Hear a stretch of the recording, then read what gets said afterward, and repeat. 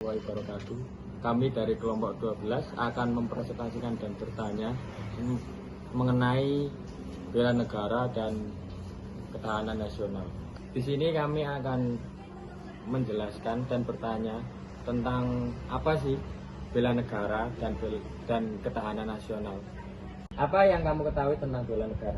Bela negara adalah upaya, tindakan, atau sikap warga negara untuk menjaga dan mempertahankan kedaulatan, keutuhan, dan keamanan negara dari berbagai ancaman baik dari dalam maupun luar negeri.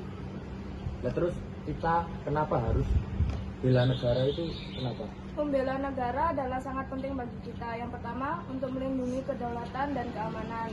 Yang kedua, untuk menjaga kemerdekaan. Yang ketiga, untuk menjaga stabilitas dan kedamaian. Dan yang terakhir, untuk memajukan pembangunan. Oh, baik. Selanjutnya kita akan bertanya tentang masalah ketahanan nasional. Jadi ketahanan nasional itu bagaimana sih menurut Anda?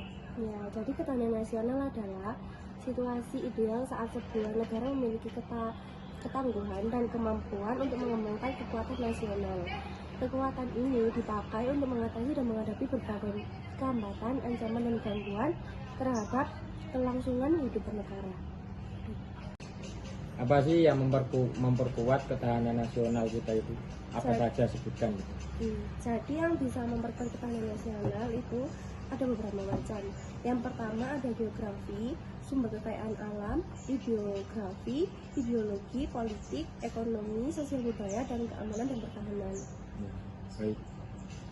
Selanjutnya, bagaimana wujud partisipasi kita terhadap bela negara? Pelibatan atau partisipasi kita dalam upaya bela negara bisa dilakukan melalui berbagai cara.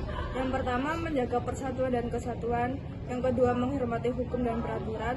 Yang ketiga, berpartisipasi dalam pendidikan dan kewarganegaraan. Yang keempat, berperan dalam pertahanan dan keamanan. Yang kelima, mengembangkan potensi diri. Yang selanjutnya, bagaimana Indonesia menjaga keseimbangan antara pembangunan, ekonomi, dan ketahanan nasional dalam menghadapi dinamika geopolitik yang semakin kompleks menurut Anda itu bagaimana? Jadi Indonesia dapat menjaga keseimbangan antara pembangunan ekonomi dan ketahanan nasional dalam menghadapi dinamika geopolitik yang semakin kompleks melalui berbagai strategi dan kebijakan. Berikut beberapa langkah penting yang dapat diambil di antara lain yaitu yang pertama, diversifikasi ekonomi. Mengurangi ketergantungan pada satu sektor ekonomi dengan mengembangkan sektor-sektor lain seperti pertanian, manufaktur, dan jasa.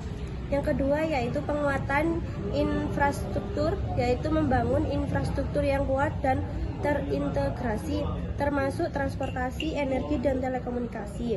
Yang ketiga yaitu pengembangan sumber daya alam. Pengembangan sumber daya alam yaitu investasi dalam pendidikan dan pelatihan untuk meningkatkan keterampilan dan produktivitas tenaga kerja. Sekian pemaparan dari kelompok kami. Bila ada kekurangannya mohon maaf. Wassalamualaikum warahmatullahi wabarakatuh.